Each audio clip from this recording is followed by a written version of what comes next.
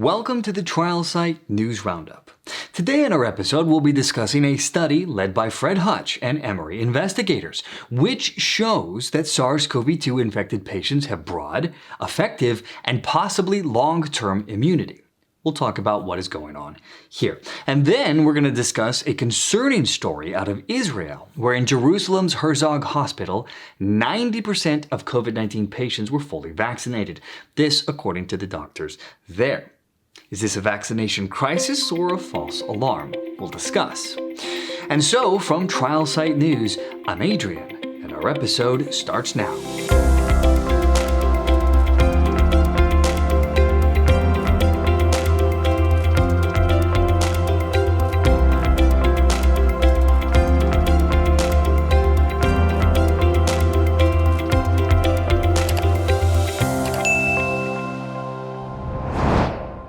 So, a team of researchers operating at Fred Hutchinson Cancer Research Center and Emory University suggest that transcending the COVID-19 pandemic is something that they refer to as long-lived immunity to SARS-CoV-2.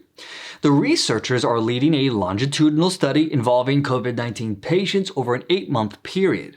The study team observed what they referred to as durable broad-based immune responses. This in those mild to moderate COVID-19 patients, which of course is the vast majority of COVID-19 cases.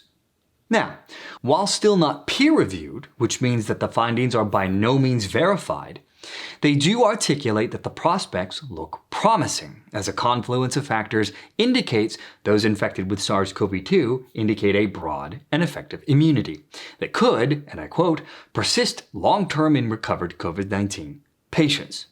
Naturally, of course, the findings must be reviewed and confirmed, and the authors' views do not necessarily reflect those of the academic medical centers that employ them. Now, we here at Trial Site News would suggest that if these findings do hold up, they represent powerful positive information for further study. In the meantime, the study authors will continue tracking the population for the next couple of years. So now let's talk about the findings in the study. They are quite promising, in that the novel coronavirus spike-binding and neutralizing antibodies exhibit what they refer to as a biphasic decay with an extended half-life of 200 days. This means that COVID-19 patients are generating longer-lived plasma cells. And there's more. The group, working out of the prestigious labs in Seattle and Atlanta, discovered that within the SARS-CoV-2 infected patients, there were observable boosts to antibody titers to the pathogen in addition to common beta coronaviruses. Moreover, and quite promising, they documented that spike-specific LGG+ memory B cells persist, which means that this contributes to a rapid antibody response upon virus re-exposure or vaccination. Meaning that whether an individual was infected by SARS-CoV-2 or vaccinated, the immunity response looks robust, which is encouraging.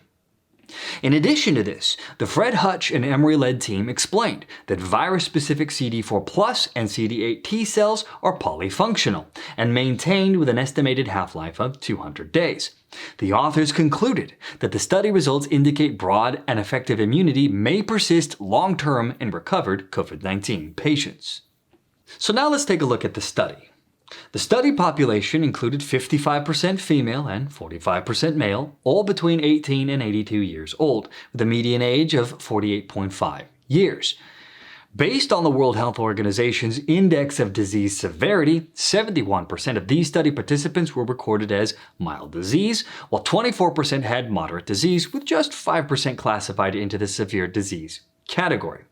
In this longitudinal study targeting SARS-CoV-2 specific B and T cell memory after infection, the team recruited 254 COVID-19 confirmed patients via 2 sites, which were both in Seattle and Atlanta, from April 2020 through a 250-day period involving follow-up visits for patient monitoring.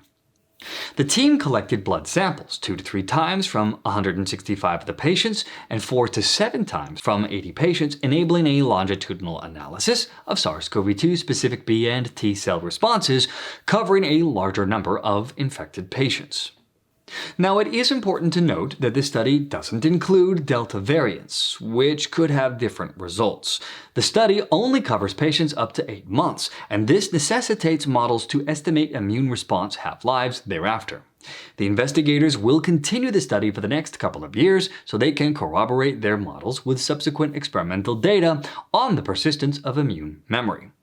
Notably, most of the subjects had mild COVID-19, and the team didn't have sufficient data for any compelling breakthrough involving what they referred to as extreme presentations, or in other words, either asymptomatic or severe COVID-19 cases. Now, this is an important study to be sure, and of course, we will be watching this story as it continues to develop. So for this next story, we head over to Israel, where that country led the pandemic as an organized, prepared, and aligned population that accepted an aggressive, methodical, and overall successful effort leading to one of the most vaccinated populations against SARS-CoV-2 in the world. However, with the Delta variant came breakthrough infections. That is to say, individuals who were fully vaccinated becoming infected anyway. This raised serious questions concerning some major assumptions around COVID-19 vaccination. And then, just last month, the Jerusalem Post reported on 143 COVID-19 patients admitted to the hospital. The popular wisdom to date is that the vaccinated people will largely avoid any hospitalization or worse. The idea was that, at least with the Delta variant, herd immunity wouldn't be possible due to transmissibility. But the idea was that at least those who were vaccinated could rest a little easier. And then came this hospitalization report by the Jerusalem Post that revealed 58% of those patients were fully vaccinated, while only 39% were unvaccinated. This wasn't supposed to happen. It was reported that even though there were more vaccinated than unvaccinated in the hospitals with breakthrough infections, the actual percentage of those who required invasive treatment was low.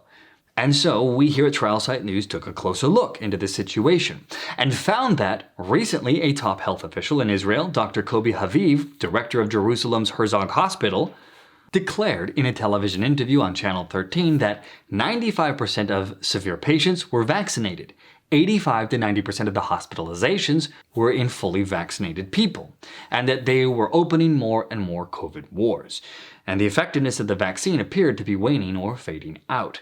Now, for those of you who are interested in watching this interview on Israeli television, a regulatory affairs specialist and computational biologist, Ran Israeli, posted it via Twitter. Now, it's also worth noting that we took a look at other media, and other than the right-leaning Epoch Times picking up the story, no other major media of any kind appeared to show interest in reporting the story. And so, according to the Herzog Hospital Facebook page, Dr. Haviv has declared that all patients and staff are getting a third dose of the vaccine. He clarified that this was still the preferred path in Israel. So perhaps then this third dose will gain effectiveness, and if it does, we of course will let you know. In the meantime, we here at Trial Site News will seek to better understand some of these unfolding anomalies. And that, my friends, brings our episode to a close once more. As always, thank you so much for being with us here today. From Trial Site News, I'm Adrian, and I will see you all next time.